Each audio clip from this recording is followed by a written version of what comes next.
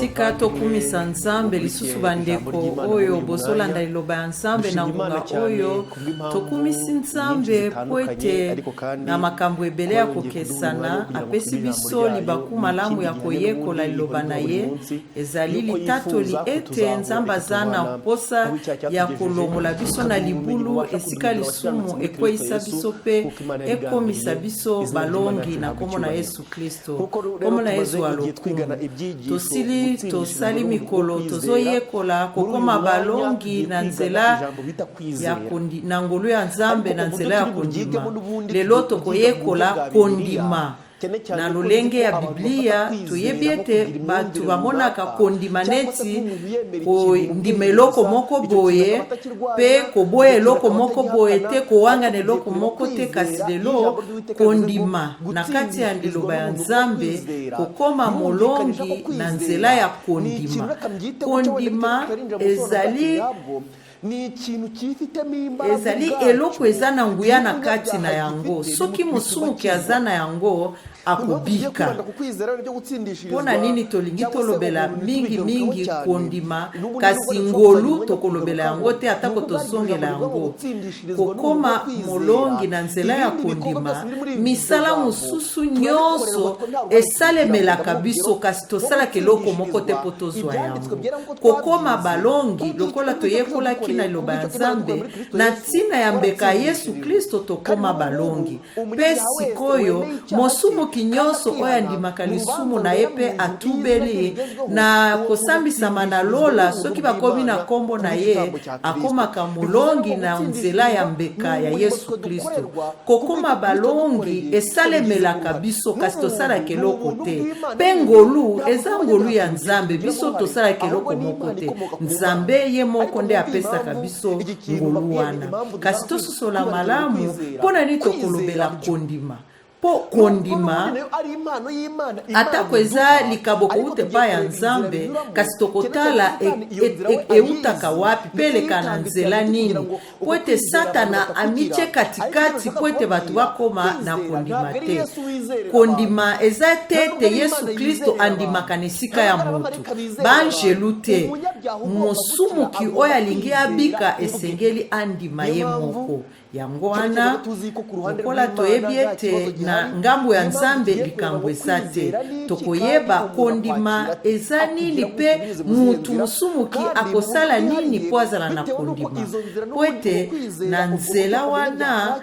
po ete mosumuki azwa lobiko nzambe asili kopesa yango kasi bato ebele basosola yango te satana asaleli mayele mabe oyo tokozwa na makomi masantu po ete batu bakoka koyamba makabo wana nzambe asi apesa biso nzoka bazokanisa baza na nzela ya malamu tokotanga na mukanda ya bahebreu mukapo wa 11 mutu ya likambo elobi kondima ezali nini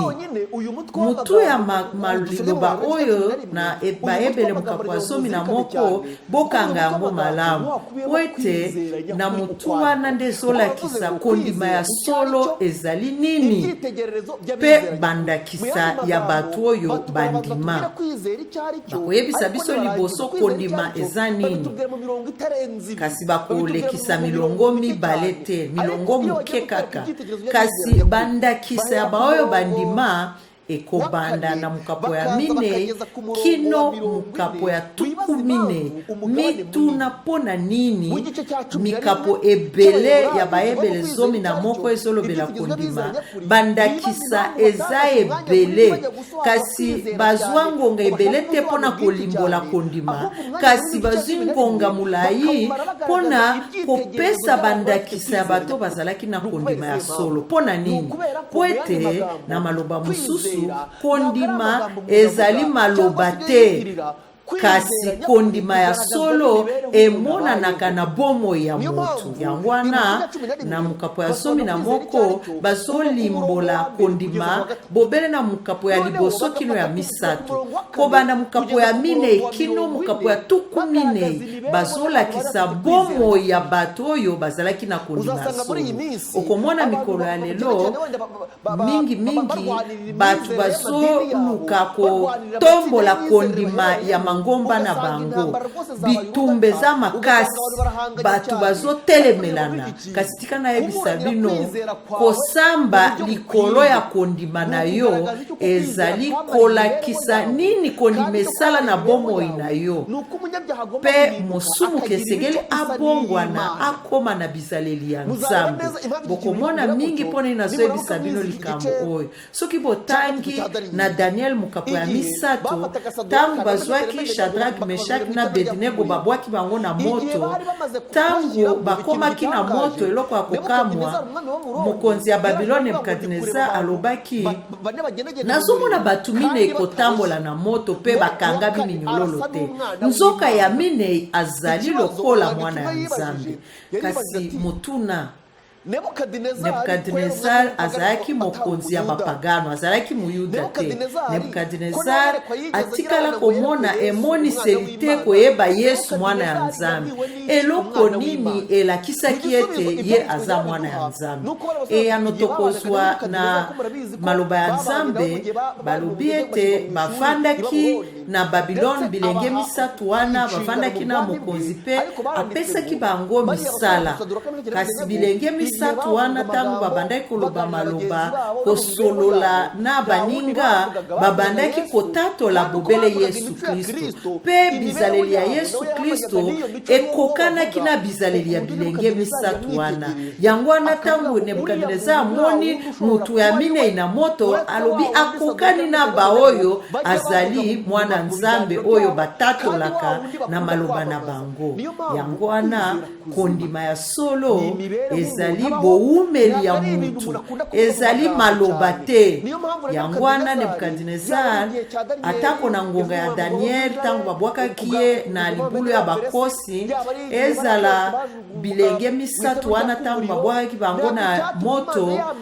oyo esalaki ete nzambe ayebana ezali ngonga te balobaki ba discours te oyo esalaki ete nzambe ayebana eza bizaleli na bango pe lolenge bandimaki kondima likama po ete batatola nzambe kasi okokamwa mingi mikolo ya lelo tangu batu bazolobela kondima na bango bazoloba badiscours ebele makambo milai pe ozomona bazoluka maloba mpenza ya kobeta sete nzoka nde maloba te nde epesa nzambe lokumu oyo epesa nzambe lokumu ezali boumeli ya mutu pe etamboli ya mutu yango wana tolobi liloba oyo bato baza na boyebi moke kasi bazotambola na boyebi oyo bayebi baza na libaku malamu koleka bato bayebi mingi pe bazomikumisa kasi bazali bato ya nzambe bango nde nzambe apona bazomikumisa na maloba kasi etikala kobongola mitema na bango te bato wana baza bato ya mawa sikoyo kondima ezali nini tokomona yango na ebandeli na yango mpona nini baoyo batelemelaki nzambe bakenda sango pe na lolenge babenga bimabe mpo bato mosusu bamibengi bobele kombo ya nzambe tokotanga na bahebreu mukapo ya 11 nzela ya moko kino ya mibale bondimi soki moto azali na bondimi asi azwi eloko oyo atielaka motema oyebi makambo oyo emonanaka na miso te na ntango ya kala nzambe andimaka bato mosusu mpo na bondimi na bango mpo na bondimi na biso toyebi ete nzambe asala likolo na se na maloba na ye boye biloko nyonso oyo emonanaka euta na oyo emonanaka te kondima eza koyeba ya solo kasi koyeba eutaka wapi elobi ete bakoko na biso na kondima eloko esalaki ete bandima eza mpo bazalaki na kondima kondima nde elakisaka biso ete mokili esalema na liloba ya nzambe kondima eza koyeba ya solo koyeba ya solo eutaka wapi elingi koloba koyeba oyo toza na yango mposa ya koyeba nzambe ete mutu akoyeba nzambe malamu pe ondimela ye eutaka na koyekola liloba ya nzambe. Po ete na kopesa bino ndakisa atako na bomoi na biso mutu andimaka mutu mususu pamba te, mutu andimaka moninga na ye ya liboso soki ayebi ye malamu. Ezali mutu akoki koya epai na yo pe asengi yo odefisa ye 1000 francs opimeli ye po ete oyebi ete olobi soki napesi ye 1000 francs akimi ngai. Kasi mutu mususu akoki koya asengi adefisa ye 500,000 francs pe odefisi ye na likambo te po oyebi ye malamu. Po ete ondima mutu, po ete tondima nzambe esengeli toyeba nzambe. Yango wana liloba ya nzambe lobi kondima eza koyeba ya solo. Ya mibale oyo kondima ezosenga tango. Po ete oyeba nzambe, po ete oyeba moninga na yo ezosenga tango ngonga. Otala ye, omekola, oyeba aza ndenge. Okoki oyeba ete na kati ya mabala bobala ni te kati na bino po yo oyebi mobali kaka wana te to pe mwasi wana te, kasi bokomi na esika boyebani kala na bafiansai boyebani pe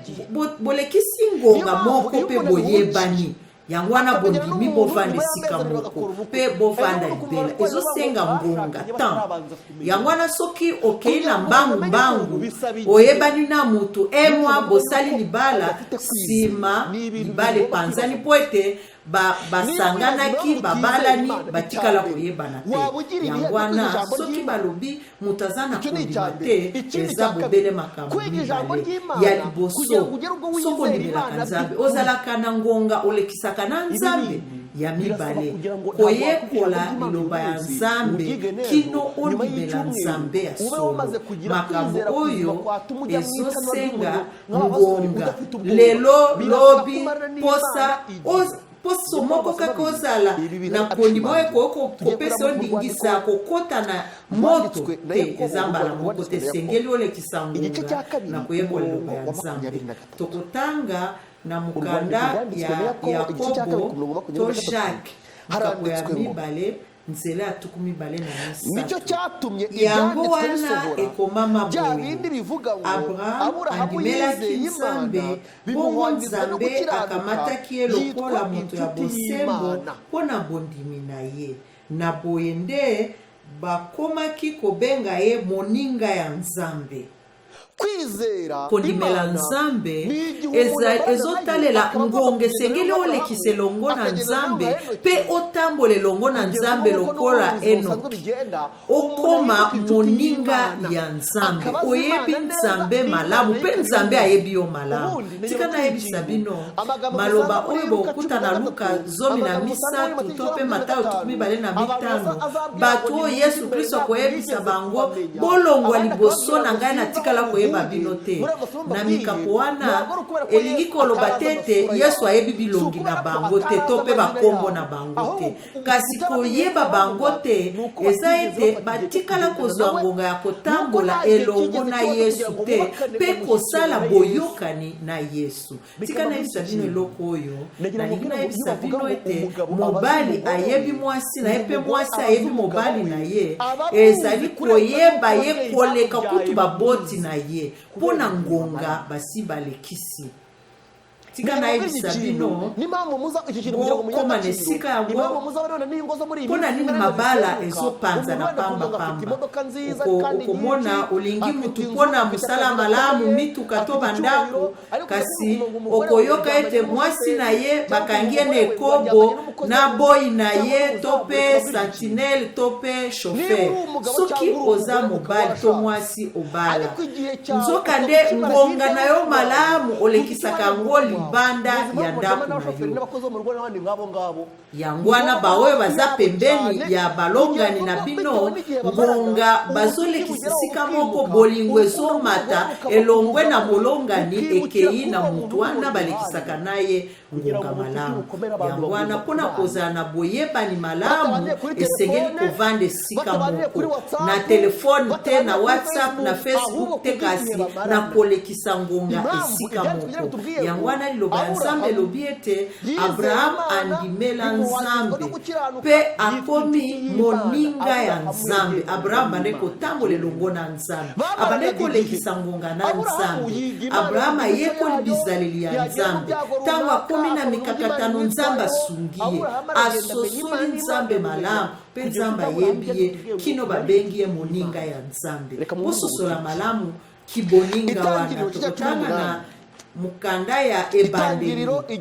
to Genèse mukapo ya 12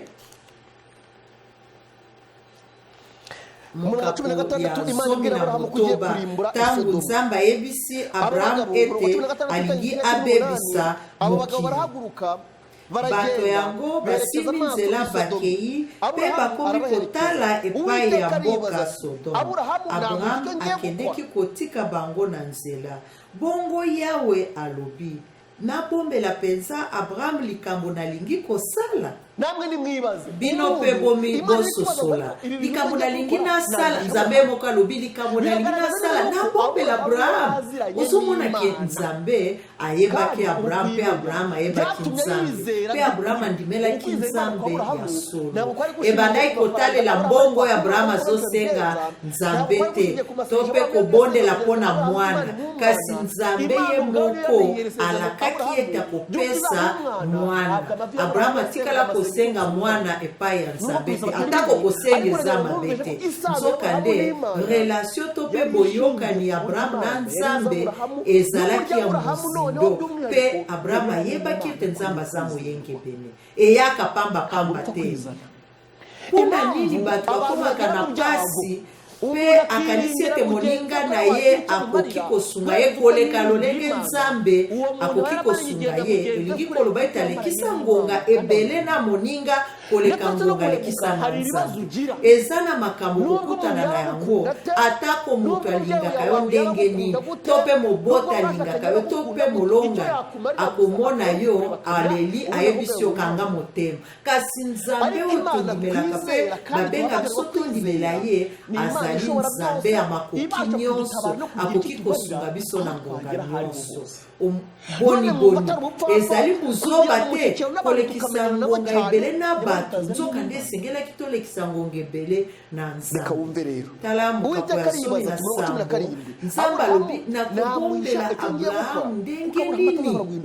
ye moto akokoma koko ya bikolo mingi mpe ya makasi, nakobenisa bikolo nyonso ya mokili mpona ye. Uyu mugisha mwese murawibuka boyebi baloba oyo ete na libote ya Abraham nde elingaki ebimela Yesu Kristo, nde lipamboli munene elingaki euta na kombo ya Abraham. Po ete tondimela nzambe esengeli toyeba ye, mpona koyeba nzambe esengeli tokota na koyekola liloba ya nzambe, tososola malamu eloko ya mawa penza pe mawa mingi. Satana ayebi makambo oyo asi ayekola yango malamu, yango wana azotindika bato bayekola liloba ya nzambe nzokande bayeba nzambe ya solo te. Bato ebele bayebi nzambe na kotalela Yesu Kristo te to pe molimo mosantu te na kota liloba ya nzambe te, kasi bato ebele bayebi nzambe lolenge Satana alakisa bango. Bato ebele bayebi nzambe lolenge Satana alingaka bayebela nzambe. Bokanisa maloba tosili kotanga na Biblia bato ebele tangu Lucifer atelemelaki nzambe na lola kwete Lucifer aza na etiel moko na bitele misato ya baangelu akei kolakisa baangelu lolenge ya nzambe me ya mabe sikoyo. Yango wana batelemelaki nzambe ayebisi bango nzambe aza bongo te, Satana atei lolenge mabe ya nzambe. Yango wana moko na biteli misatu bayimayimi mpe balongwe na lola batelemeli nzambe. Biso pe lelo nga na yo toyebi nzambe ndenge koyeba nzambe bososola yango na pete te, bososola yango na lolenge ya koyekola teoloji te. na koyebisa bino ete koyeba nzambe eza na ntina tokotanga na yohana mokapo ya 17 na koyebisa bino likambo oyo na makambo ebele nyonso emema yesu kristo na mokili nubwo yesu inama y'agakiza atako yesu kristo nde ariko kimwe likambo munene oyo etindaki esaki nzambe alobaki esengelaki ayekolisa bato nzambe ya solo na yohana 17 nzela ya misatu bomo ya seko ezali nde koyeba yo nzambe ya solo kaka moko mpe koyeba yesu kristo oyo yo otindaki kanisa esika yesu kristo alobi oyo nde bomo ya seko ete bayeba yo bayeba mpe oyo otinda yesu kristo elingi koloba koyeba nzambe ya solo koyeba nzambe malamu ekokani na koyamba bomo ya seko nakoyebisa bino likambo oyo eloko monene ekokweyisa bato tokotanga na batesalonike likambo munene ekosala ete bato babunga ezali te ete bazali boyebi mingi te to mpe badiplome minene te na makambo ya teologie kasi eloko munene ekokweyisa ekosala bato babebisama na batesalonike mokapo ya liboso mokapo ya mwambe na kotanga bobele yango Paulo umutwe n'amavuga kujya mbere no gushikama by'abatesalonike mu byo kwizera umva ijambo kujya mbere no gushikama kw'abatesalonike mu byo kwizera reka mbere ku murongo wa 7 haranditswe ngo kandi namwe babazwa kubitura tubukana natwe ubwo umwami yesu azayizurwa ava mu ijuru azanye n'abamarayika batwarebwe hagati y'umuriro waka aho inzigo abatamenye imana n'abatumvira ubutumwa bwiza bw'umwami wacu yesu akoya komonana na kati na moto ya somo po na kopesa etumbu na bato oyo bayebi nzambe te mpe baboyi kotosa sango malamu ya nkolo na biso yesu ikintu gikomeye abantu bazazira ni ukutamenya imana apesa etumbu bayebi nzambe te eloko munene eza kozanga koyeba nzambe kwete bato oyo babungi ntina ya likambo ememaki yesu kristo na maloba oyo totangaki na yohana mokapo ya 17 tokoyeba ntina nini lola etindaki yesu kristo na mokili tata bato oyo opesi ngai nalingi bazala na ngai esika moko mpo bamona lokumu oyo opesi ngai pamba te obanda kolinga ngai liboso ete mokili esalama tata yo ozali bosembo bato ya mokili bayebi yo te kasi ngai nayebi yo mpe bato oyo bandimi ete yo moto tindaki ngai nasi nalakisi bango lokumu na yo mpe nakolakisa bango lisusu mpo bolingo oyo olingi ngai ezala na mitema na bango bongo ngai mpe nazala na mitema na bango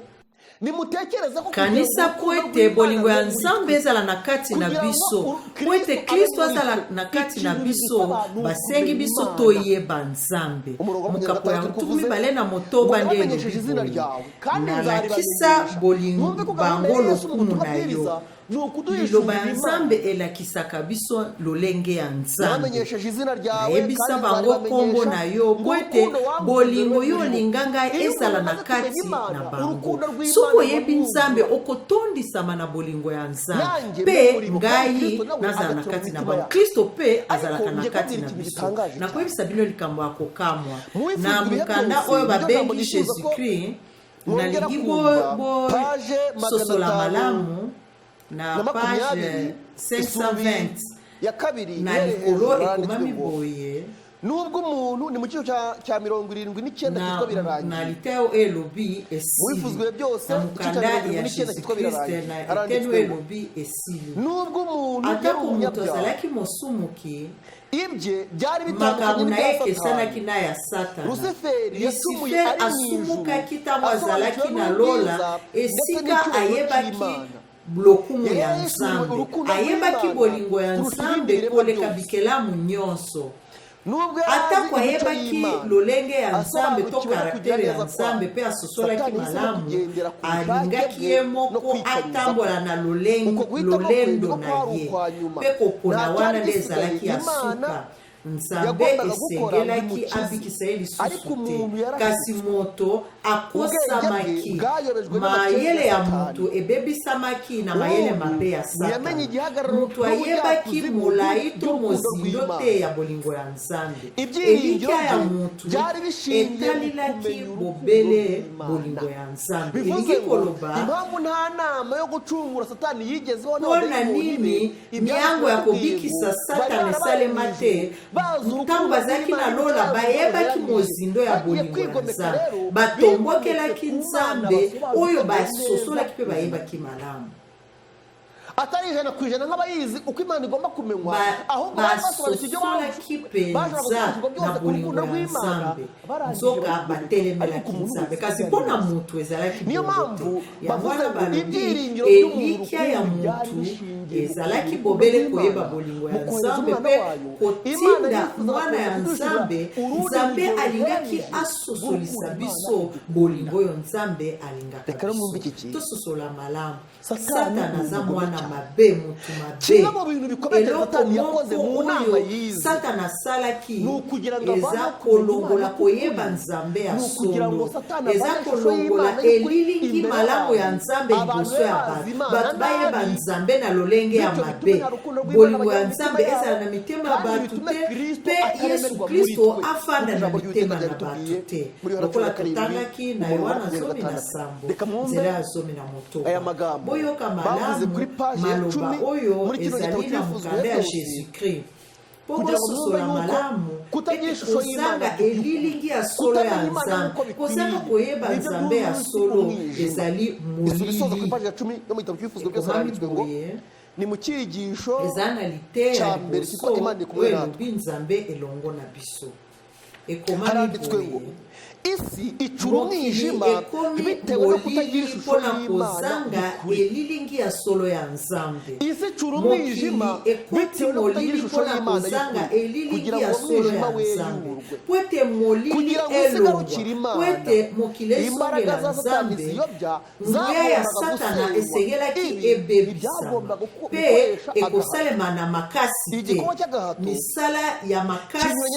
etelemeli bokonzi ya nzambe alingi tosala na bolingo mpe bolingo etindikamaka na makasi te mpe esalemaka na kotindikama na makasi te bolingo nde elamusaka koyeba nzambe esengeli eyebana ete ekeseli na ya Satana moto moko kaka okaki kosala mosala wana ye kaka nde asosolaki mozindo mpe molai ya bolingo ya nzambe ye nde esengelaki alakisa biso bolingo ya nzambe na mokili ya molili moi ya kondima esengelaki ebima na kozala na esengo Yesu Kristo nde esengelaki asala mosala wana po ete molili elongwa nzambe atindaki mwana na ye po ete azongisa koyeba nzambe na lolenge ya solo kasi nakoyebisa bino likambo ya kokamwa po ete toyeba nzambe ya solo nzambe apona libota ya Israeli Imana nzambe apona libota na ye atie bango na mokili kwete na koyeba bango na koyeba nzambe na bango bato batala ekolo ya nzambe bayeba lolenge ya nzambe na kozanga komona nzambe ye moko lokola esalemaki na Abraham na Daniel Shadrach Abednego esalemaki na Joseph esalemaki mpe na bakoko na biso ya kondima bato babongwa na bazongela nzambe na kotalela bato oyo batelemeli nzambe na mokili Adamu, Danieli tangu azalaki na Babylone cyangwa mu Medi no to mu mpe Peresi, tangu azalaki na Danieli Bamedi na yamenyekanishije Baperesi Imana, ayebisaki bituma Daniyeli Nzambe yihana yubaha mpe Imana, bituma Nebukadinezari Nebukadineza ayebaki yihana yubaha Nzambe Imana, bituma Kuro Sirisi yihana mpe yubaha ayebaki Imana. Nzambe Abo bari bazalaki bakonzi bapagani bazokamba mokili kasi na nzela ya pole ya Nzambe epesamaki na Daniel bayebaki Nzambe mpe bakokende na lola po ete bandimaki Nzambe na kotalebisa Ibyanditswe tubwira yuko makomi masanto eyebisi biso ete yamenyekanishije Imana muri Joseph Egiputa. alakisaki Nzambe na mboka ya Egypte kasi boyoka eloko munene ubundi icyo ngicyo nicyo Imana yashyiriyeho Nzambe abitwa ubwoko atiaki bwayo. ekolo na ye Ariko na ngiye ntina amagambo wana atangaje na ariko kotangela bino n'ababaye maloba ya mawa muri kino gitabo cyitwa uburezi. na mukanda oyo babengi boboko Nubwo byagenze uko atako nguko, esalemaka Satani bongo yakomeje kurwanya Satana imvundura, akoba kandi abantu kobunda mpe bato bamuterenga bazosunga ye bituma kumenya Imana mpona nyakuri kolongola kuva mu koyeba bwenge Nzambe ya solo abantu na bakomeza mayele ya kugira ubumenyi bato bw'Imana bato ariko bazoyeba Nzambe kasi na lolenge ya kugeza mabe ku rwego kino ubundi bose lelo bari na bavuga kotangela ngo bino maloba oyo kugira ngo elobi Imana ete yigishe po ete umuntu Nzambe byemere, alakisa mutu ikintu malamu cya mbere Imana eloko ya ibanza liboso kumukorera ni ukuvana Nzambe n'iyobokamana alongolaka ripfuye nanu ayefasaka nanu kondima ya mabe oyo eza na igitabo mutu na cy'uburezi paje ya 76 tanga na page lokasa ya haranditswe tukusango na motoba igihe Kristo yazaga ku tangu isi Yesu Kristo iyo yaki na komuntu yasaga n'igihe mokili gukomwa hasi cyane batu mu buryo bwihuse. bakitaki mingi na se imfatiro z'umuryango mugari liboko w'abantu ya zari batu zarashegeshwe, ebebaki ubuzima mpe bwari bomoi bumaze guta ezalaki su na agaciro ntina kandi te butagifite ireme. Bari bazoyebisa kutubwira biso ntango igihe Yesu Kristo Kristo azaga ku isi. azonga ayaki na mokili Bwa mbala ya mbere, liboso ubuzima bwari bongo bumaze guta ezalaki agaciro su na kandi ntina butagifite te ireme. bayuda ubwoko libota ya bw'Imana, Nzambe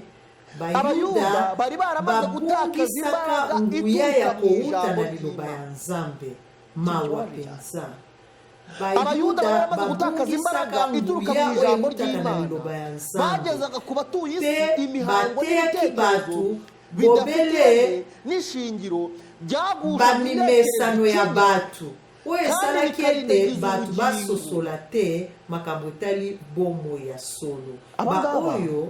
ni abahagarariye batelemaki na esika ya aba Nzambe ngaba ni abakora amateraniro hirya bazoteya no hino bipai na bipai bakavuga ko bari koloba ete kumenyekanisha balingi Imana, balakisa ngo Nzambe abantu epai ya biyegurire bato Imana. bamika bepai ya Nzambe ariko kugira ngo mutagira ngo wenda n'ibyo Ellen White bokanisa te yiyandikiye muri ete kino gitabo Ellen White cy'uburezi, nde reka akomaki mbasomere tika muri totanga na Bibiliya, kati ya Yesu abivuga. Biblia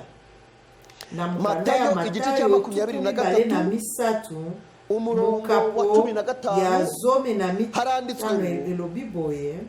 Yesu aburira abafarisayo n'abanditsi niwo mutwe w'amagambo Matayo hari mukapo ya 12 na misatu nzela ya Matayo zome 23 na mitano haranditswe ngo mawa na bino mwebwe balakisi abanditsi n'abafarisayo mibeko na mwandyarya, bafarisien muzabona bato ishyano, ya kuko lokuta muzererezwa mu botambolaka nyanja no mu misozi, mokili no mobimba mpona guhindura umuntu kozwa ngo yemere idini mopaya yanyu. moko oyo Ariko akondima yahindutse, kosambela Nzambe mutuma na baruta biso inkubwe ebyiri, bayuda kuba mpe umwana soki w'igihe bozwi ye n'ubu. bokomisaka ye moto ya lifelo mpenza koleka bino abafarisayo bafarisie babandaki kotambola Abafarisayo mingi bakoraga koluka amateraniro menshi bandimi bashakisha abayobozi. kasi Yesu Kristo alobi Ariko Yesu aravuga na ngo, kotalela "Bitewe n'iyo sambela kamere ya y'abapfuye mabe na bari bango bafite." Kandi ikintu gitangaje bokeba ngewe penza mwitondera aha ngaha, bafarisayo oyo abafarisayo kotambola kuzana na mu bangomba nyanja, mpe na bashaka bamayi kugira ngo yemere koluka idini yabo, bandimi bavuga bango balobaki ete bango nde abahagarariye Imana batelemeli ku isi, Nzambe wana bari gutuma abantu mokili be bazoluka bizera bato bandimela iyobokamana kondima ya rizima rya solo ya bana Isirayeli. Ariko Israeli Yesu aravuze kasi ngo, Yesu Kristo alobi iyo umuntu soki yemera mutu wana andimi mpe akoti akinjira na mu ligomba idini ya ya Kiyahudi, bashifu makomi elobi ibyanditswe natubwiye ngo soki abongoli ariko iyo motema ahindutse mutuma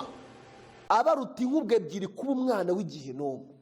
Niyo mpamvu uyu munsi muzabona amadini ashobora kugwiza abayoboke, ariko ibyaha akaba ariko byikubye inshuro nyinshi. bokomisaka ye moto ya lifelo mpenza koleka bino ozomona Batubwiye ete impamvu yabo. bandimi Ngiye kujya bazokoma kubasubiramo. ebele kasi bato Abayuda bazokoma mabe bari baramaze koleka gutakaza mpe imbaraga kokufa ituruka mu ijambo kozanga ry'Imana, elikya bagezaga ku batuye bayuda isi imihango n'ibitekerezo bidafite babungisaka nguya ya kowuta na byagushaga liloba ya intekerezo Nzambe ikinya mpe kandi babandaki bikarindagiza koteya ubuzima. batradition kaka oyo bandaki Gusenga Imana kokwesa mu mwuka no mu makanisi mpe kuri kobebisa makanisi ya byasimbuwe bantu. no kwihimbaza kw'abantu mu mihango y'urudaca kosambela yashyirwagaho Nzambe n'abantu. na molimo mpe Gusenga na Imana mu solo mwuka no mu kuri babongoli yango na byasimbuwe no makambo ya kwihimbaza bato kw'abantu mu mihango kosambela y'urudaca Nzambe na molimo mpe na solo babongoli yango na komikumisa ya bato na batradition ya bato. Lelo mpe eloko moko epesanga mpasi, bandimi ebele bato ebele bakoki kozala na ngonga te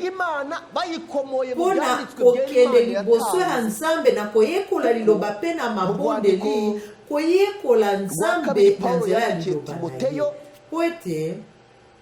na mukanda ya Timote ya mibale yango totanga mukanda wana, totanga nanu na Yohana ku murongo mukapo ya motoba 45 nzela handitswe ngo iki ni kisho Yesu yigishije Yohana 6 murongo 45 handitswe ngo oeza ite Yesu ateya yigishwa n'Imana. baprofete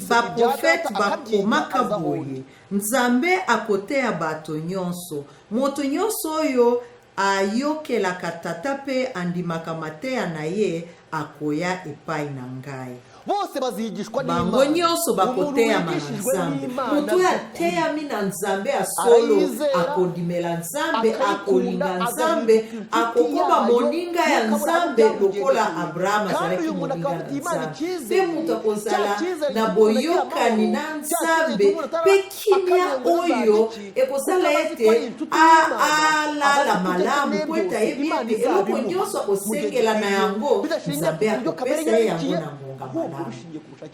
bato nyonso bakoteyama na Nzambe ndenge nini. Tokolota bandoto Nzambe akoteya biso na nzela ya bandoto, tokomona bimononeli to mpe tokomona basali ya Nzambe oyo tolobi bapakwami na mafuta, tokoteyama ndenge nini.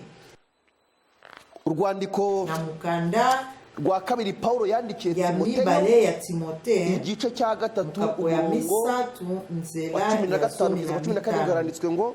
Bana na yo oyebi mikanda ya Nzambe yango ekoki kopesa yo mayele po ondimela Kristo Yesu pe obika.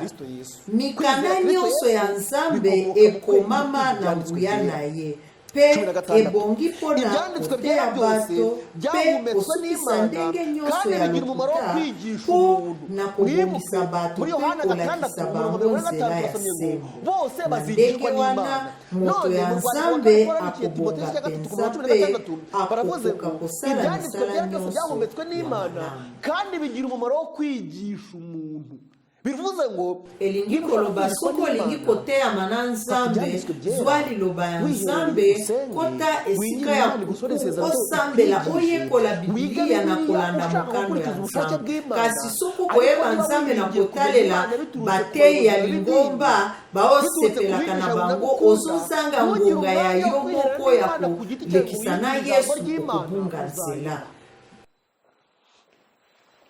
Mu gitabo cy'uburezi cy'umukanda oyo nazana yango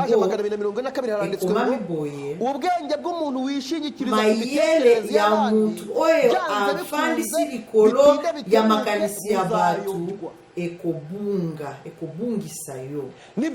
Eza malamu koyoka liloba ya Nzambe, eza malamu kolanda mateya ya Mungu,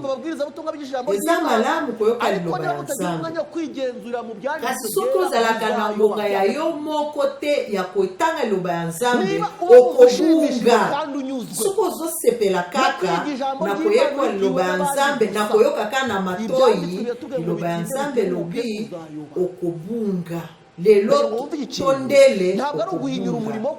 tozotiola musala ya koteya sango malamu te, kasi na kopesa bilondakisa na kati ya Biblia Nzambe alingaki esalema bongo. Na mukanda ya misala ya batoma mukapo ya 17 babirukana misala ya batoma mukapo ya sambo nzela ya 10 balobi na bere. Tango butu ekomi bandeko batindi Paulo na Sila bakende noki na bere. Awa baponi kuna bakoti na ndako ya lisanga ya Bayuda. Nzoka nde Bayuda ya bere bazalaki bato ya boboto koleka baoyo ya Tesalonike. Bayambi mateya ya batoma na mituma malamu pe mokolo na mokolo bazalaki kotanga mikanda ya Nzambe mpona koyeba soki makambo balobeli bango ezali ya solo. Namwe nimutekereze bayebisi biso bato ya Bere bazalaki malamu koleka bato ya Tesalonike po ete babandaki kolukaluka na mokanda ya Nzambe kokompare soki oyo bayebisi bango eza ya solo. Bateyamaki na Paulo na Silas mpe bayekoli ya Yesu Kristo batoma, kasi bayambaki mateya wana kotia yango na bato wana na esika ya Nzambe, bayambaki yango na mitema ya kondima, kasi bazwaki batoma lokola Nzambe te. Bango moko pe babandaki kotanga kokompare kotala soki ya solo ezali makomi ya Nzambe. Esengelaki basala boyokani na bango na Nzambe na ndenge na bango. Mutu esengeli aza na bomoko na Nzambe na ndenge na ye. Okoyoka maloba oyo ezali na mukanda oyo, mukanda oyo na litera 37 elobi makomi masantu. Lobiko ya mutu eza na maboko na ye, esengeli alukaluka ye moko na makomi masantu. Kondima nyonso ya mutu na kotalela moteyi ezali yango nde ekozala moboko ya kondima na ye te. Eza tete moteyi akosi, kasi atako moteyi ayebi ya solo ekoki kozala moboko ya kondima na yo te. Atako moteyi ayebi liloba ya Nzambe yango te nde ekokomisa moboko ya kondima na yo. Kandi ntawe ugomba kwihimbira iyo nzira komisalela nzela ya kokende na lola te. Likambo ya ntina eza koyeba solo ezali nini na kotalela makomi masantu mpe kotambola na pole mpe kotinda bato balanda ndakisa malamu. Page 118 heranditswe ngo ubwinshi bw'amajwi ya mingongo nde ekozala moboko ya kondimela mingomba te. Esengeli tomituna nanu boye nde Nzambe alobi. Atako mituna ya bayelingomba eza ebele mpe ebele bazondimela, ebele ya mingongo te nde esengeli tolanda na kotia moboko ya kondima na biso. Esengeli toyeba eske ekomami boye, ainsi dit l'Éternel. Est-ce que Nzambe alobi bongo? Page ya 27 igitabo cy'uburinzi. Gusenga Imana mu mwuka n'ukuri twabonye ijambo rikomeye rivuga ngo na molimo mpe ya solo totangaki maloba oyo elobi ete bayuda babandaki koteya batraditio oyo ebandaki kobebisa makanisi mpe kobebisa bomoi. Lelo mpe eza bongo kosambela Nzambe na molimo mpe na solo babongola yango na batraditio ya bato. Na mokili mobimba mangomba nyonso ebungisaki lolenge na bango ya kobongola makanisi ya bato. Lelo mpe mangomba ebungisi makoki ya kobongola mitema ya bato mpe kosala ete kimia ekota na mitema ya bato mpe bato bazala na kimia. Nayebisaki bino eloko moko, iyobokamana ripfuye abantu bafite sambela ya mabe ya lelo kibasha no kurinda ingo zabo ngo ribuze gusenya. Ekokite kobatela mabala na bango. Umuntu azakorera Imana ariko ugasanga atandukanye n'umugabo azokabwana namwa mubali to mwasi na ye azoluka mwasi to mubali mususu nzoka nde ekomami epai moko te na Biblia. Sambela ya mabe ya batu bango moko euta na Satana na mokili mobimba mangomba nyonso yagendaga atakaza ubushobozi bwayo bwo guhindura intekerezo z'abantu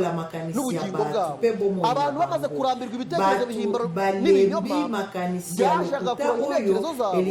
bahisemo guhakana no kwirundura mu gushaka ubutunzi. Bamaze gukura amaso yabo ku by'ubugingo buhoraho basigaye biberaho ubuzima bushingiye ku kuumela bomo etaleli. Hari umuntu ugeze kumbwira ni mu gihugu cyateye imbere ete abantu baragiye bikoreza imitwaro n'idini ryabo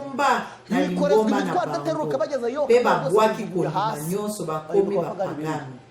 yango wana mokano ya satana azwi makambo ya lingomba akomisi yango kilo bozito makasi mpe bato ya lingomba nde bazomemisa bato bozito mpe bazoloba ete nzambe mpe aza bongo nde bazoboya nzambe ekomami ni kuri paja 27 lokasa ya sambo ya mukanda ya kubokola n'imigambi mibi by'abantu byamaze kwirukana Imana mu ntekerezo ebengani kozala na nzambe na makanisi ya bato bakeina mabe mpe motema ya motu esepelaka na lisumu elatisi mabe wana na nzambe motema ya motu oyo elingaka lisumu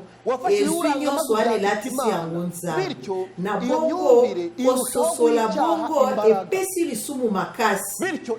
boye epesi lisumu makasi abantu bamaze gutwarwa n'ibibashimisha na makambo ezosepelisa bango balingi komikokanisa na nzambe na koluka lokumu mpe bazoloba ete oyo nzambe azosenga bango eza kuba misepelisa bango moko cyangwa kikabababaza bitewe n'uko bafashije mu gusohoza imigambi nzambe na kokokisa mikano bato bayekolisa makabongo bato bazolakisa bango soki osali boye nde okosepelisa nzambe mpe nzambe akopambola soki osali boye te nzambe akosalela yo mabe nzambe akolakela yo mabe bato bazwaka lolenge na bango lolenge bazokanisa nzambe mabe balatisi yango nzambe mpe lokola bato mosusu bateyaka yango bato mpe bayokaka bango bakanisaka nzambe mpe aza bongo yango wana nzambe esengeli apesa liyebisi mosusu akebisa bato lisusu po ete nzambe amiyebisa lisusu ya sika epai ya bato na koyebisa bino likambo ekosunga bino bososola bayebisi biso ete bato basimba memama makanisi na makambo ezosepelisa bango balingi komikokanisa na nzambe ete azali ekelamu lokola bango bazoloba ete oyo nzambe azosenga bango eza komisepelisa mpe komipesa lokumu to mawa mpona kosunga ye kokokisa mikano na ye na kotalela makanisi ya mabe oyo nzambe apesaki etumu na baninga ya yobo bayebisaki ye makambo ekomeli ye yobo po ete otambolaki na nzela ya nzambe ketubela tika nayebisa bino makambo mabe ekomelaka biso mpona nini ya liboso ezali konsekansi ya lisumu ya mibale konsekansi ya lisumu ya mutu ye moko soki ozali ekobo okobela sida okozwa semi okobela bamaladi mosusu mpe bapasi mosusu soki oyibi bakokanga yo bakotya yo na bomo wana eza oyo obuki nsima ya lisumu etaleli te nzambe alingi yo to aboyi yo elingi koloba te ete nzambe akangeli yo kanda te obuki oyo olonaki kasi bato soki bamoni makambo ekweli mutu na esika ete baya pembeni na ye balakisa ye bolingo ya nzambe balakisa ye epai ya mwana ya mpate oyo alongolaka masumu mpe oyo alimbisaka babebisaka ye motema koyebisa ye ekomeli yo boye mpo osali mabe liboso ya nzambe na kotangela bino maloba oyo ezali na mokanda ya baloma igice cya gatanu ku murongo wa gatandatu haranditswe pamba te ntango tozalaki nano na boungu ya masumu kristo akufaki mpona biso bato ya mabe na eleko oyo nzambe atia nani akoki kondima kokufa mpona moto mosusu ata soki ye azali moto ya bosembo ntango mosusu bakoki kondima kokufa mpona moto ya malamu kasi nzambe alakisaki ete alingi biso mingi penza pamba te kristo akufaki mpona biso ntango tozalaki nanu bato ya masumu yesu kristo akufelaki biso ntango tozalaki basumuki nzambe azelaki tobonga te tobonga tokoma malamu wana nzambe alobi abasali mwa apati kasi mpona kufela bango eloba ya nzambe elobi ntango tozalaki basumuki tozalaki banguna ya nzambe nzambe alibai kopesa mwana na ye akufela biso na baloma balobi po ete nzambe alakisa biso bolingo na ye kasi liloba ya nzambe eyebisi biso lolenge satana abungisa bato balingi bazwa nzambe lokola bato ete azosepelisa mutu to mpe mabe bazokoba koloba ete bato babandaki koloba ete nzambe akeseni moke na bato bazonyokola bango nzoka nzambe aleki bango na makasi na kososola wana nde bamangomba ezoteya makanisi wana nde kondima mpe mangomba efandi likolo na yango lingomba nyonso mpe bondimi na yango ezali lolenge batiaki mpona kobotola bato biloko lingomba pe bondima na yango lingomba nyonso ezali lolenge batia mpona kobotola bato biloko na bango bato bakei koyekola bakei kotala ete bato na mitema na bango baza na posa to nguya moko ya kosunga bango na bapasi na bango bato satana asalelaka bango mpe balobi ete baza na esika ya nzambe nzoka baza na esika ya nzambe na lokuta mpona kosalela yango mpona kobotola bango bozwi na bango yango wana lelo bato bazokoma babola koleka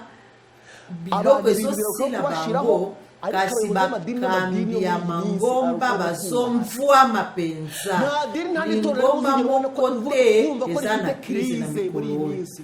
na mikolo elekaki bozwi ya mangomba ya mbamboka eninganaki kasi ya mangomba te haranditswe ngo iyo myumvire niyo imyizere n'amadini yose byashingiye wana nde mangomba efandeli kondima wana etiamaki mpona kobotola biloko ya bato na makasi na kopesa makambo mpe komipesa na makambo ya lingomba baoyo bayaki kogumbamela balingaki bayokana na nzambe mpo asalela bango bolamu mpona baintere na bango bato batangisamaka ete esengeli kopesa moko na zomi mpe makambo mpo nzambe asepela na bango tika nayebisa bino eloko moko bato basalela yango mabe mpo bamimvwamisa basaleli yango mabe mpo bamemisa bato mikumba lokola bafarisayo basalaki yango matayo 15 bakie kopesa yango ndimbola oyo nzambe apesaki te matayo mukapo ya 15 mukapo ya matayo 15 mukapo ya misatu ya minye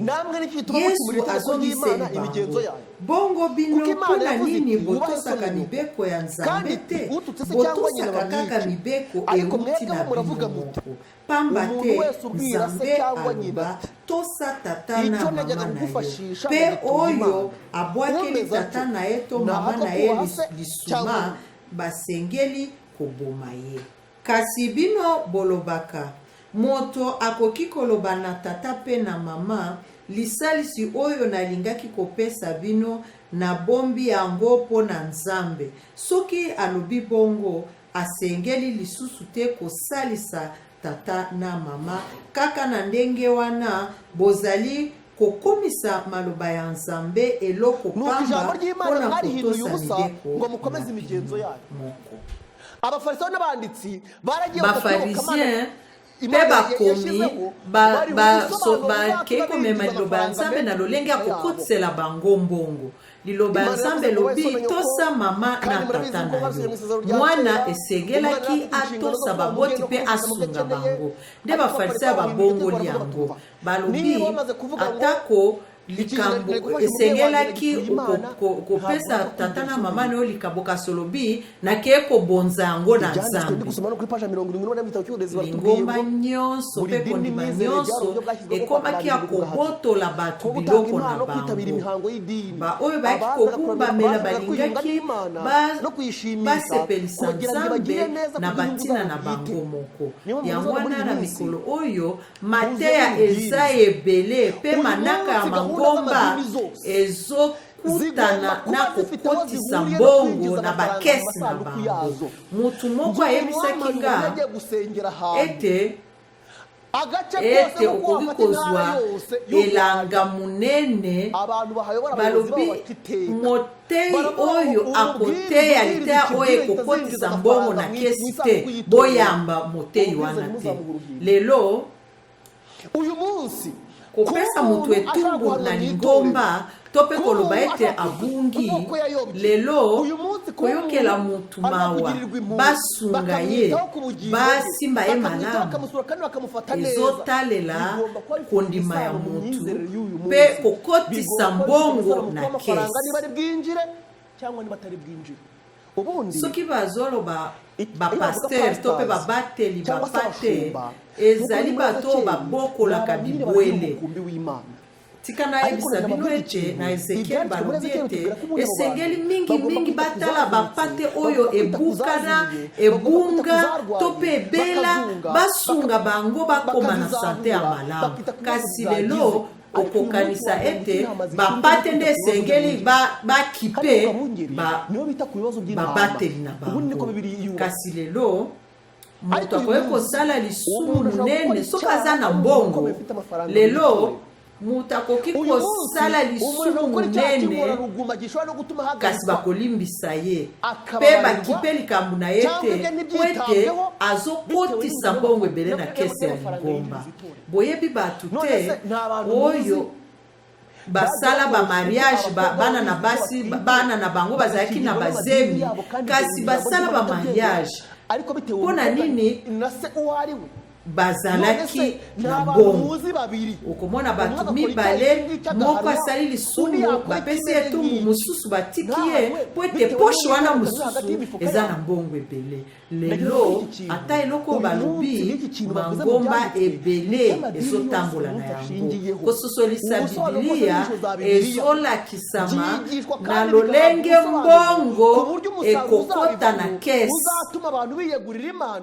kandi bakagira umusaruro w'amafaranga binjiriza itorero. Koyeba nzambe na lolenge ya boye satana nde achaki yango pona komemisa bato mikumba pe bamona nzambe na ndenge ya mabe. Eloko moko na monaki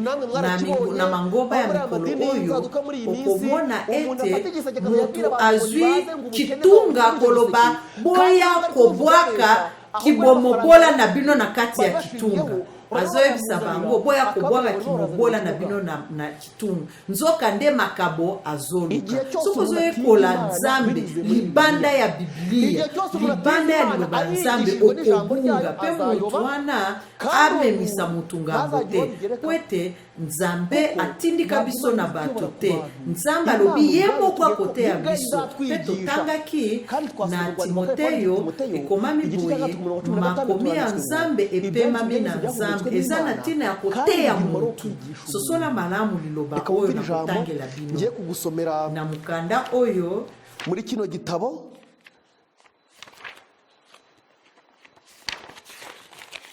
paje 45 igitabo cyifuzwe byose na mukanda oyo ya Yesu Kristo balobi soki Nathanael andima kokambama na bate ya Bayuda alingaki amona Yesu te. Soki Nathanael akambama na Bayuda alingaki amona Yesu te. Akomaki moyekoli ya Yesu mpona kotala ye moko mpe kopona ye moko. Kasi lelo batu ebele basepelaka kolanda nzambe to kondima na kotalela bakambi ya mangomba bokobunga muzayoba nako mwarayobye benshi muri mwe bosi bobunga Natanaeli ebele na kati umwigishwa wa Yesu Natanaeli akomaki moyekoli ya Yesu na nzela ya komona mpe kopona ye moko eza mpe bongo mpona ebele baza na koyimayima oyo ezopekisa bango kopona na ntango bazokambama na mayele ya bato bakokoka kokoma na mayele ya solo oyo ezomema na lobiko lokola Natanaeli esengeli toyekola biso moko liloba ya Nzambe maloba oyo nazotanga na mokanda ya Jésus-Christ bokoki kotanga yango na sango malamu ya Yesu Kristo oyo bazolobela Natanaeli. Igice cya mbere uhere ku murongo wa 43 ukageza ku murongo wa 50 baratubwiye ngo niho Natanaeli bavuga amakuru ye nka Natanaeli dukwiye kwivuga ijambo ry'Imana mara tugasaba kumurikirwa na Mwuka Muziranenge uwabonye Natanaeli mu by'umutima azatubona aho twabona ki Natanaeli na sanzete akomona biso bisika ya kuku bashaka kuyoborwa n'Imana niko Paulo Sauli abadeko nyokola ngoma ya bitewe nuko lolenge ayebelaki Nzambe etalelaki Biblia te etalelaki lolenge bakambi ya ngomba bateyaki ye page ya 74 igitabo cy'ibyakozwe n'intumwa ekomami boye mukando ya misala ya batoma Sauli yaragize uruhare runini mu kuburanisha no gota Stefano kondimisa Stefano tope Etienne oyo atikala kosala te Sauli azalaki na musala munene ya kondimisa Stefano atikala kosala te ibyigaragaje bikomeye oyo elakisaki ete yari hamwe n'abatotejwe azalaki elongo ya mutu anyokolamaki pe elakisaki bisika sola azalaki na konyokola bato akoze ku mutima cyane mu gushoberwa asimbami na motema pe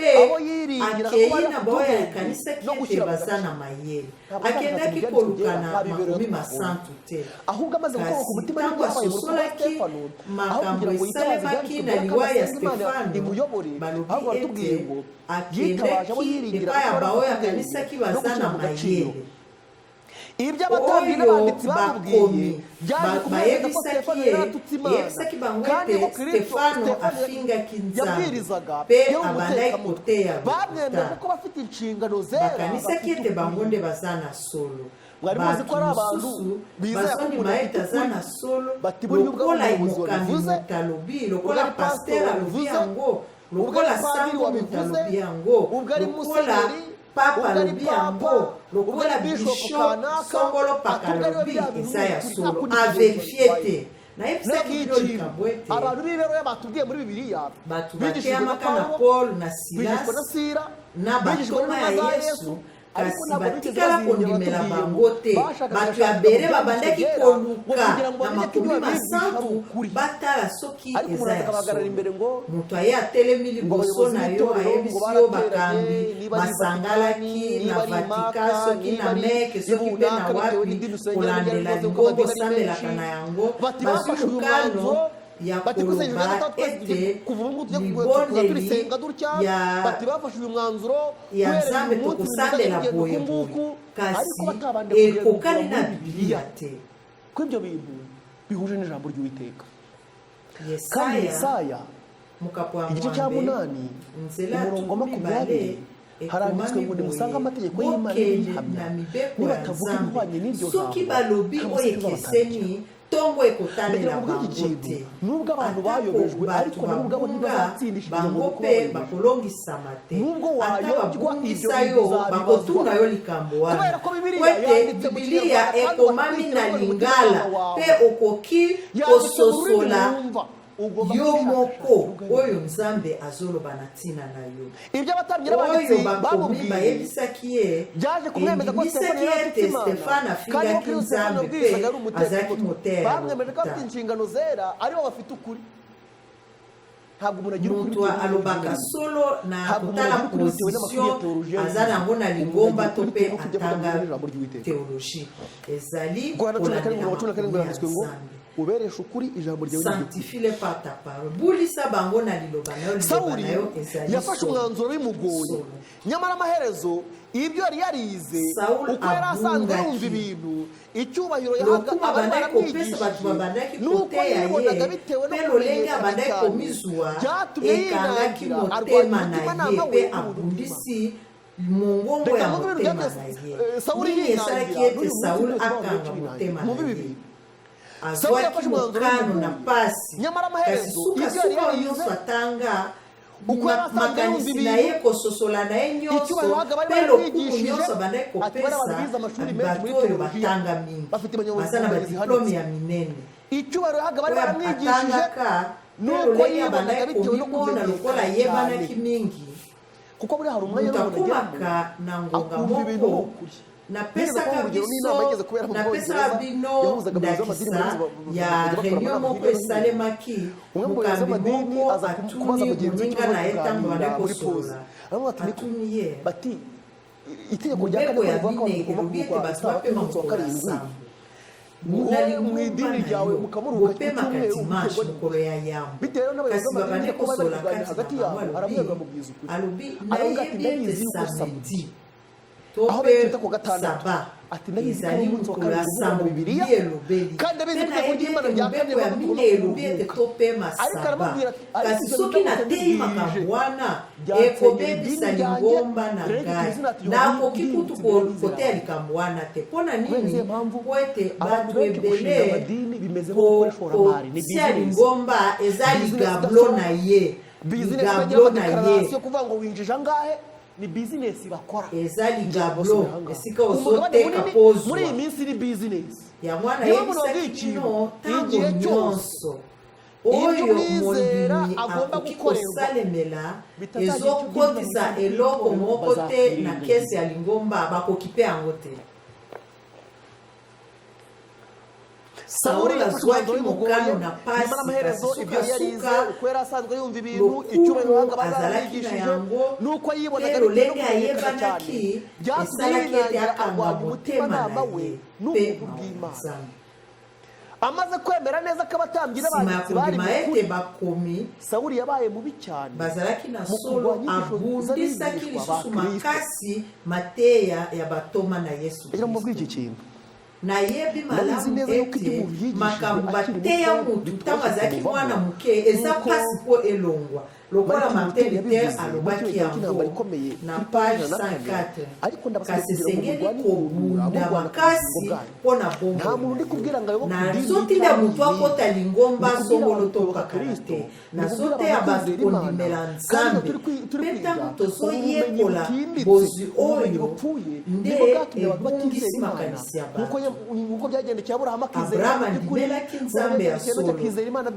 Enoka ndimelaki Nzambe ya solo Satana amonaki soki bato basosoli na lwenge ya Nzambe bakondimela ye yango Satana koti na mangomba oyo elali Satana akekokota na mangomba mpona kolakisa lolenge oyo Bibilia etikala kotya te bato balati kobele elamba ya bato ya Nzambe nzoka nde makambo na bango eute pa ya Satana po ete bato bayeba Nzambe na ndenge ya mabe. Page 4 Martin Luther alobaki buri munsi dushaka mukolo nazososola malamu oyo muntu ateya mawuta bomwana nubwo ku ruhande rwanjye nari mfite ibyanditswe mbega uburyo byanteye umubabaro mwinshi kwiyumvisha ko nkwiye guhangara nkarwanya papa kandi nkavuga ko ari antikristo. Mbega imibabaro umutima wanjye wagize utari warigeze ugira. Mbega uburyo inshuro nyinshi nabuze kujya nibaza ikibazo mbabaye ari nacyo akenshi abayoboke ba papa bambazaga bati mbese mayele Martin Luther alobi na yebaki te makomi masantu eza na ngamu na nga kati ezalaki petete okabwana na mateya na zwa wuta bomwana na ngai bato bakomeza kumbaza kandi n'iki kibazo kimbuza abantu ebande kotungisa ngai kaka yo nde mutu ya mayele bato nyonso basana kobunga sukasuka soki ozomikosa mpe ozomema bato na kobunga na yo sukasuka bakobunga seko na seko yango wana bandai kobunda na makanisi na ngai kino kristo na liloba na yo ekosaka te alendisaki motema na ngai liboso ya koyimayima wana nzambe azwa kino yesu kristo na liloba na yo omikosaka te esengeli tomilukela na kati ya makomi masantu liloba ya nzambe elobi kopesa makambo mpe kokota na baprograme ya lingomba bato oyo bayaki kogumbamela nzambe balingaki bayokana na nzambe mpona baintere na bango yango wana na mateya ya mangomba nyonso bazoloba pesa likambo babondela na ntina na yo batya yo maboko bapesa yo visa kozwa visa esengaka okokisa makambo bazosenga eloko mosusu te na boye na kondimela wana ezalaki na nguya te na mitema ya bato ezalaki kaka batradition oyo ezalaki kilo mpona bato mpe bato bazalaki na baintere wana balinga babande kosepela balongwa umva amagambo bityo kuba kondima ya lolenge wana ezalaki na nguya te ya kobongola motema ya moto nzokande ezalaki batradition ezalaki na kilo bozito kondima wana ekoki kobongola eloko moko te na bato okomona mituya ya bakristo ezomata nzokande kondima na bango ezokita ezali po ete kondima oyo bazolakisa bango eza na nguya ya kobongola mitema na bango te bolinga bondima boboya eza na nguya te yango wana bato baza na kobanga na mitema na bango soki bobola eye likambo moko ya kolendisa motema eza te to mpe kobanga eloko ya mabe eye bakristo bazoyimayima neti batikala koyeba nzambe te elikya ya solo eza te lokola Shadraka Abednego batelemaki liboso ya mokonzi esengeli tondimela nzambe na koyekola ye mpe koyeba bolamu na ye tozala baninga ya nzambe lokola totangaki Abrahamu na Enoki Abrahamu andimelaki nzambe mpe akomi moninga ya nzambe yango wana bato wana bazalaki na kobanga te mpona lobi esengeli toyeba nzambe ya solo satana aye na koyeba nzambe ya mabe abebisi lolenge ya nzambe mpona bo batelemi na moteya bato ya nzambe bakambi ya molimo baravuze ngo bityo kuba bene yizere nta bushobozi yari ifite ku mutima w'umuntu na nguya ya kobogola motema ya moto aho bikaba yari urwungu ezalaki batradition oyo ezalaki bozito mpona bato kandi uretse bene inyungu iyo mihango yashoboraga gutanga bifuzaga cyane kite balongwa na makambo baratubwira ngo abantu bamwe rukundo barashyigikiye babandaki kolinga batradition wana oyo ezokotsela bango baintere kasi bato mosusu balingaki balongwa na makambo mabe wana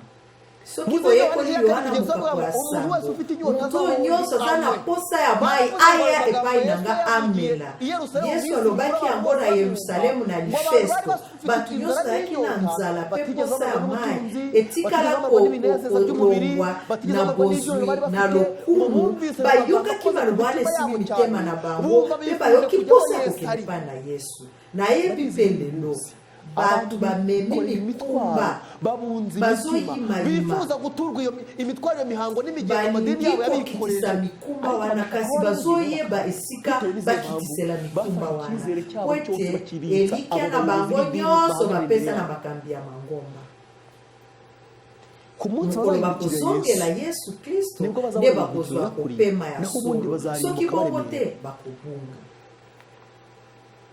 yango wana esalemela na ngoma ya yesu ntango yesu ayaki na mokili molimo ya nzambe andimisa bafarisayo na mitema na bango ete ye nde alobamaka. Kasi bafarisayo bakanisi malamu balobi soki bandimi Yesu Kristo ya solo batali bamoni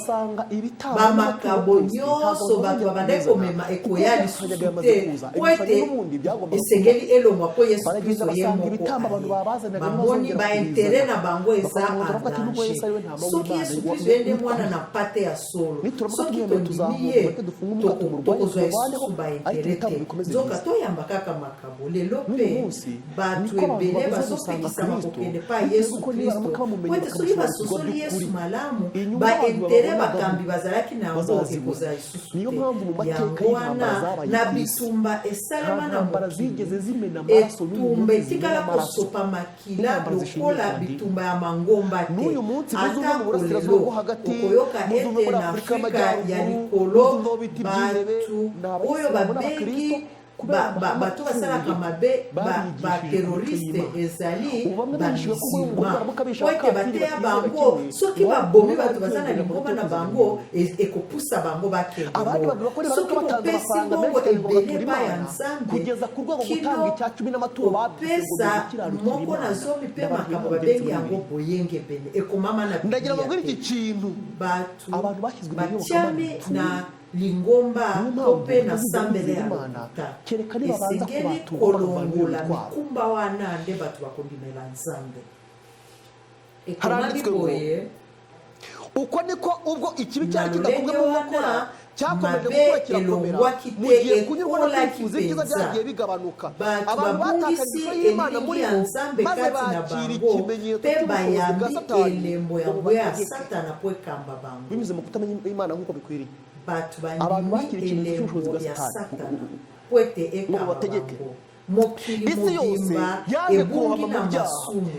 batu bazalaki na elikya na sansi moko. Ngai mpe lelo nalingi nalakisa bino esika wana batu bazali na elikya bobele na esika moko ya moto oyo aloba nazali nzela solo mpe bombo moko te akoki kokoma epai ya tata soki na ngai. Soki elikiano eza kokende epai ya tata na nzela bakambi na mangomba okobunga nuko muri iyo sayo muvurungano n'ibintu byangiza makambo ebele wana esengelaki batya ya sika po ete bato bazwa makasi ya sika na koyeba Nzambe po ete ezwa esika na mokili. Totangaki na bayebele zomi na moko kondima eza koyeba ya solo. Tokondimela Nzambe soki toyebi Nzambe te to mpe soki toyebi ye na lolenge ya mabe. Yango bayebisi biso ete bato bazalaki na elikya moko na kobebisama nyonso wana esengelaki batya ya sika po ete bato bazwa bomoi ya sika mpe koyeba Nzambe ezonga na mokili. Kristo ayaki na mokili mpona kozongisa koyeba wana. Soki bato bayebi Nzambe ya solo bakolinga Nzambe mpe bakondimela Nzambe. Kasi botala bato bakoloba soki bakomi na bapasi batelemeli Nzambe mpe bazoyimayima po ete bateyama ete soki mabe ekomeli yo etaleli ete Nzambe nde aponeli yo to mpe osali mabe yango Nzambe apesi yo etumbu na kozanga koyeba lolenge ya Nzambe ya bolingo. Bato bazoyimayima bazoboya Nzambe mpo bateyami mabe.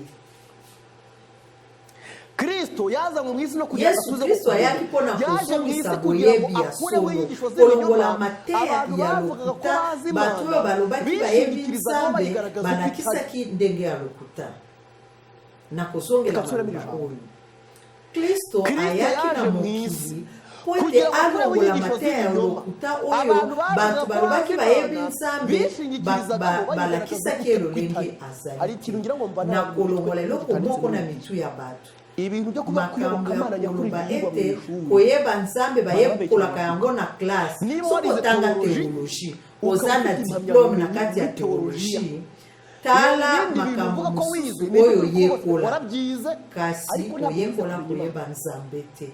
koyeba nzambe bateyaka yango na kelasi te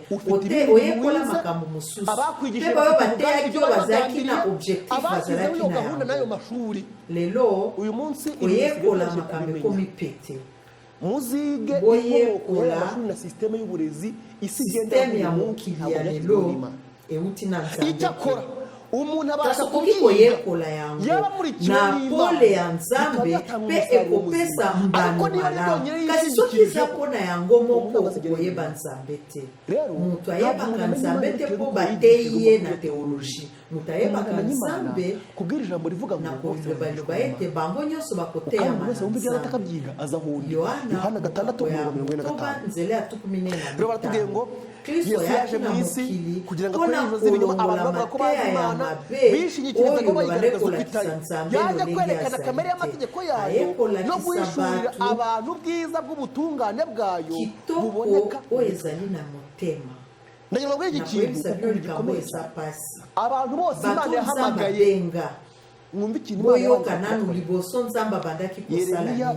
Yeremiya mukapo ya liboso igitabo cy'umuhanuzi Yeremiya ndagira ngo mwumve iki kintu urwandiko rwa kabiri Pawulo Timoteyo ishaka ku murongo wa 16 kwa magambo balobina biswete makobi masantu epema mina nzambe pesa na tina kotea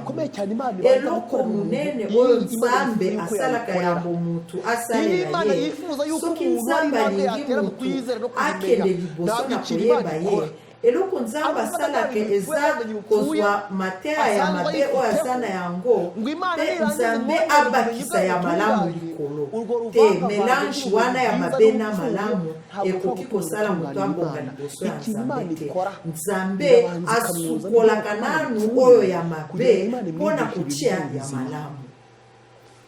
Yeremiya igice cya mbere umurongo wa 9 n'uwa 10 haranditswe Yeremiya mukapo ya yambo nzela ya libo sima yawe akusi liboko na ye asimi monoko na ngai pe alobi na ngai yo moto kozala molobeli na ngai yeba ete lelo oyo napesi yo mosala mpona bamboka pe bakonzi na yango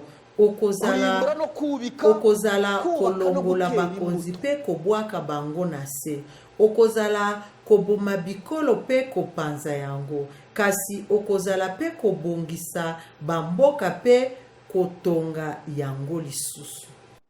Imana igomba kubanza ijambo ry'Uwiteka liloba ya nzambe esengeli ebebisa nano ya mabe oyo eza na kati na biso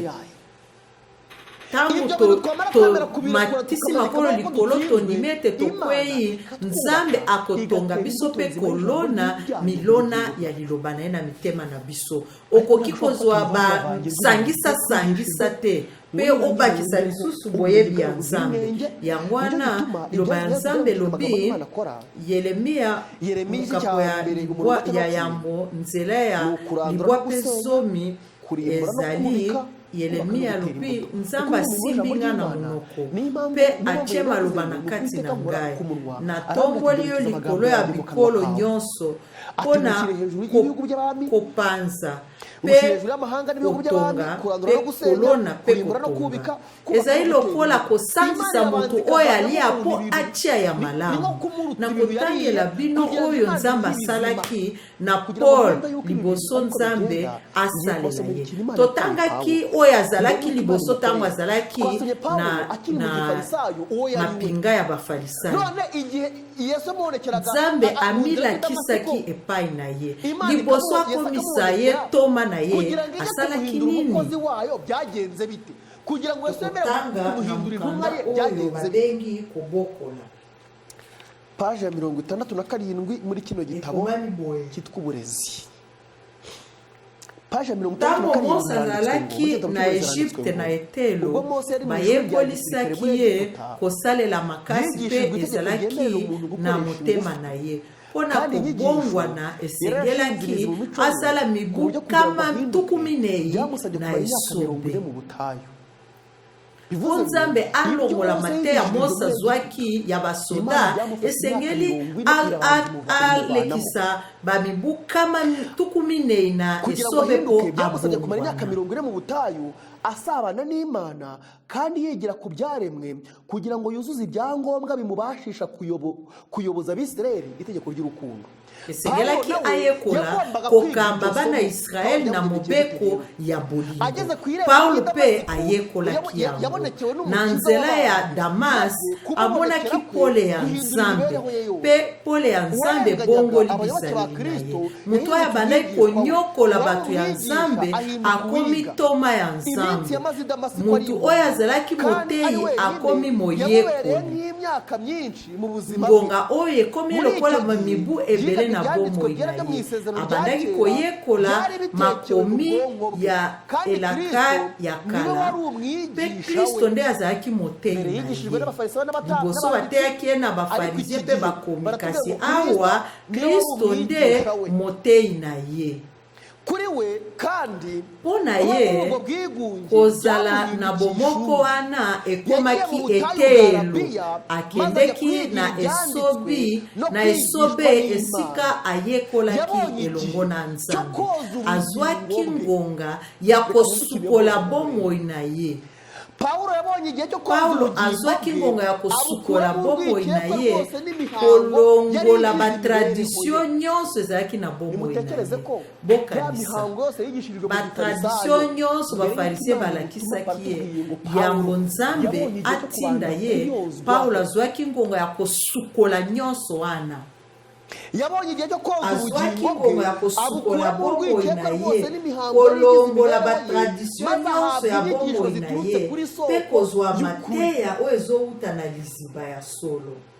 Kuva ubwo banda wana bomoi na ye ebandaki kotelema na komikaba pe kosala mosala ya malamu. Alobaki bagreki pe oyo bazali koyeba bolingo ya Yesu Kristo ezopusa biso